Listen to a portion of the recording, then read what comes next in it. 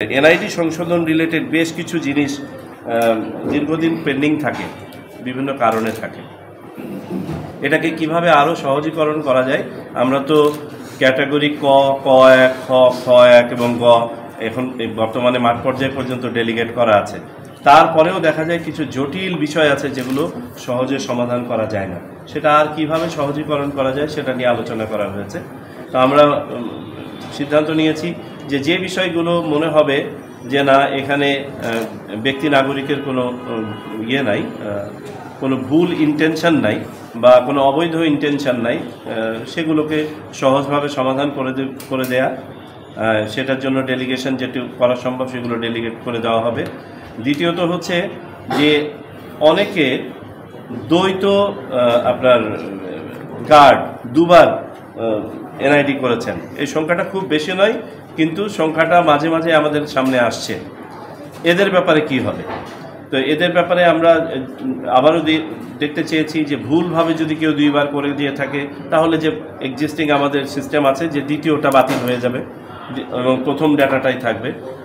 দ্বিতীয় ক্যাটাগরি হতে পারে সে হয়তো কোনো একটা সার্ভিস অ্যাডভান্টেজ নেওয়ার জন্য বা অন্য কোনো অ্যাডভান্টেজ নেওয়ার জন্য, যে তার বয়স বেশি হয়ে গেছিলো, কোনো না কোনোভাবে সে প্রতারণার আশ্রয় নিয়ে একটা এনআইডি করে আপনার চাকরি নিয়েছে, এবং এরকম কেস কিন্তু আমাদের সামনে এসছে। তো আমরা এটাকেও নিরুৎসাহিত করার জন্য যে অ্যাজ ফার অ্যাজ পসিবল আমরা নিরুৎসাহিত করব। আর তারপরেও যদি কোনো কেসকে মনে হয় যে না দেয়ার ইজ এ জেনুইনিটি এবং এটা দেখার অবকাশ আছে, এটা কমিশন পর্যন্ত আসবে। আর তৃতীয় আরেকটাই আছে যে নিজের পরিচয় পুরোপুরিভাবে পরিবর্তন করে ফেলতে চাই। সে হয়তো কোনো একটা সমাজে বড় ধরনের অপরাধ সংগঠনের সাথে সম্পৃক্ত ছিল। তো এই ধরনের কেসগুলোকে আরও কঠোরভাবে আমরা করব। তাতে যদি সেগুলো দীর্ঘমেয়াদেও যায়, কিছু করার নাই।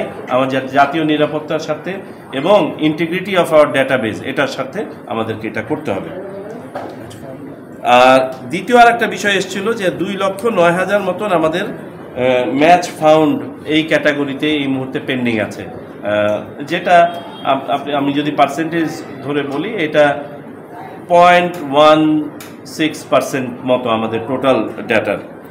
এদের ব্যাপারে ডিসপোজাল। এই ম্যাচ ফাউন্ডের আবার দুটো ক্যাটাগরি আছে। অনেক সময় আমাদের শ্রমিক ভাই যারা আছেন তাদের ফিঙ্গারপ্রিন্ট হয়তো বা অত পরিষ্কার থাকে না, মা বোনদের কারো কারো ফিঙ্গারপ্রিন্ট পরিষ্কার থাকে না। সো এখানে টেকনিক্যাল কারণে অনেক সময় আসলে ম্যাচ নয়, এটা ফলস ম্যাচ আকারে আসে। এগুলোকে যেভাবে একটা একটা করে চেক করে করে করে করে ডিসপোজ অফ করা হয়, আমরা এই ব্যাপারটাকে ত্বরান্বিত করতে বলেছি, যাতে যেগুলো ফলস ম্যাচ সেগুলো যেন দ্রুততম সময়ে আমরা সমাধান করে ফেলতে পারি। আর যেগুলো রিয়েল ম্যাচ, কোনো একজন ব্যক্তি হয়তো আগে একটা আবেদন করেছিলেন, আবেদন করে এখনো পর্যন্ত নাগরিক হতে এনআইডি পান নাই দেখে উনি গিয়ে আবার একটা আবেদন করেছেন। এখন দুটো হয়ে গেছে, দুটো ম্যাচ হয়ে গেছে, সেকেন্ডটা অটোমেটিক্যালি ডিলিট হয়ে যাবে। আর আমরা দেখতে পাচ্ছি 9 out of 10 এই ধরনেরই কেস। এই একটা ছিল।